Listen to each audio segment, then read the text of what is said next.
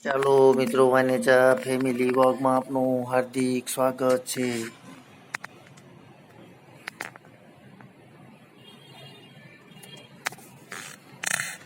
આજે હું તમને સરસ મજાનો વિડીયો બતાવવાનો છું મિત્રો, જે મોટાઓને અને બાળકોને પણ પસંદ આવશે. કારણ કે આજે આપણે સરસ મજાના શક્કરપારા બનાવવાના છે મિત્રો. તો ચાલો તેનું મટીરિયલ પણ તમને બતાવી દઉં. આપણે રસોડાની અંદર આવી ગયા છીએ. સરસ મજાની ખાંડને આપણે ગરમ પાણી કરીને વગાડી લીધેલી છે મિત્રો. તેમજ ઘઉંનો લોટ પણ આપણે લીધેલો છે. તો તમે પૂરેપૂરો વિડીયો જોજો. આજે આપણે સરસ મજાના શક્કરપારા બનાવશું મિત્રો, જે બાળકોને નાસ્તામાં ખાવાની ખૂબ જ મજા આવતી હોય છે. તો ચાલો સૌપ્રથમ આપણે શક્કરપારા માટે લોટ બાંધીને તૈયાર કરી લઈએ મિત્રો. ચાલો મિત્રો, તો લોટની અંદર સ્વાદ પ્રમાણે મીઠું ઉમેરી દઈએ અને સરસ રીતે શક્કરપારાનો લોટ બાંધવાનો છે મિત્રો. મોવણ માટે થોડુંક તેલ પણ અંદર ઉમેરી દઈએ.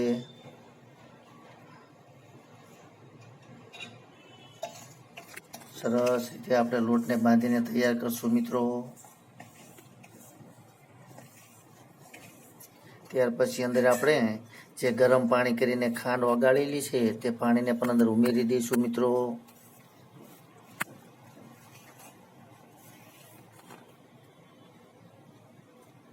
ખાંડ પણ તમારા સ્વાદ પ્રમાણે જ ઉમેરવાની હોય છે મિત્રો. તમે જેટલું ગળ્યું ખાતા હોય તેના પ્રમાણમાં ખાંડ ઉમેરીને પાણી ગરમ કરશો એટલે ખાંડ ઓગળી જાય, ત્યાંથી લોટ બાંધવાનો છે મિત્રો.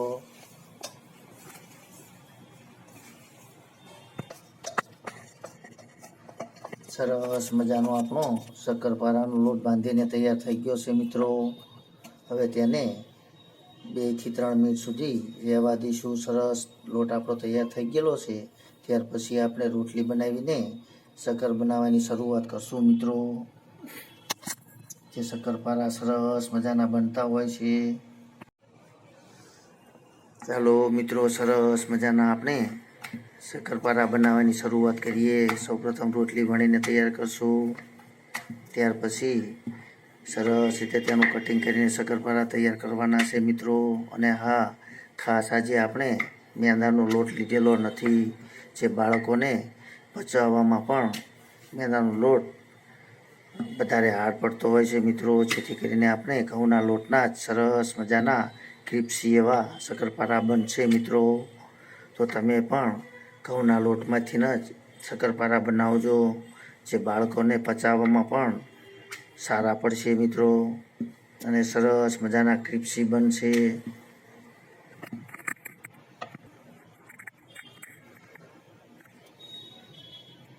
સરસ રીતે આપણે જે સાઈઝમાં અને જે ડિઝાઇનમાં બનાવવાના હોય એ રીતનું કટિંગ કરવાનું હોય છે મિત્રો.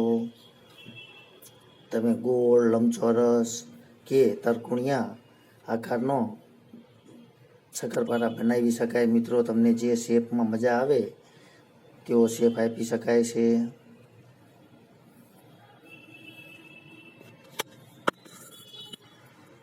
આ રીતે શક્કરપારા આપણે સરસ રીતે કટિંગ કરીને 2 મિનિટ સુધી તેને રહેવા દઈશું. ત્યાર પછી જ આપણે તળવાની શરૂઆત કરશું મિત્રો.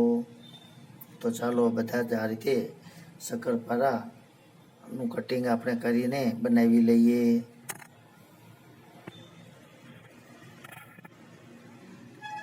સરસ મજાનું આપણે શક્કરપારા વણીને તૈયાર કરી લીધેલા છે મિત્રો. તો ચાલો હવે બધા જ આ રીતે બનાવી લઈએ અને ત્યાર પછી આપણે તળવાની શરૂઆત કરશું, જે હું તમને બતાવીશ મિત્રો.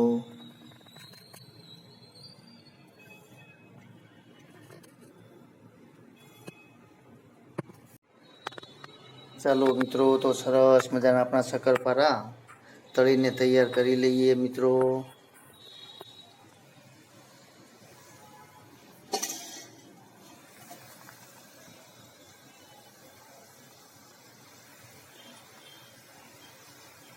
એકદમ ધીમા તાપથી આપણે શક્કરપારાને પકાવવાના છે મિત્રો.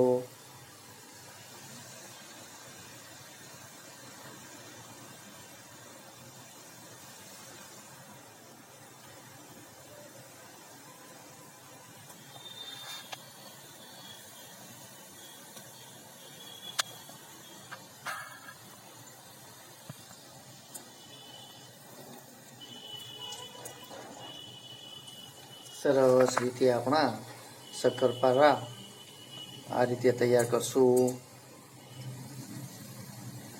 તેનો સ્વાદ પણ ખૂબ જ સરસ આવતો હોય છે. તમે એકવાર ચોક્કસથી બાળકો માટે આવા શક્કરપારા બનાવજો મિત્રો.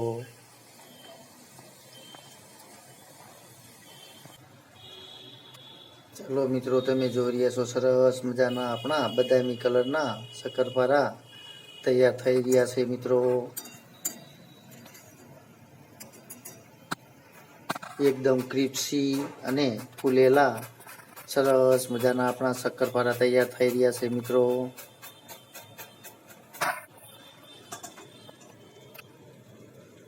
તો ચાલો હવે બધા જ શક્કરપારાને આ રીતે તળીને તૈયાર કરી લઈએ મિત્રો.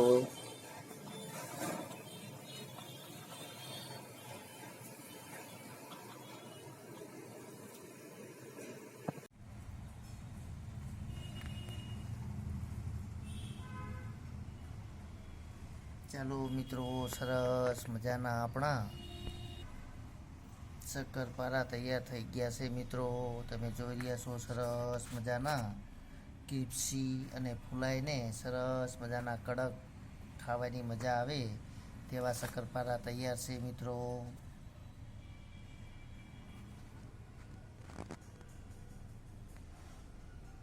તો તમે ચોક્કસ એકવાર નાસ્તા માટે આવા શક્કરપારા બનાવજો મિત્રો. કારણ કે બજારમાં જે મળતા હોય છે તે મેંદાના લોટના હોય છે, જે આપણે આ સરસ મજાના ઘીરે ઘઉંના લોટમાંથી તૈયાર કરેલા છે મિત્રો.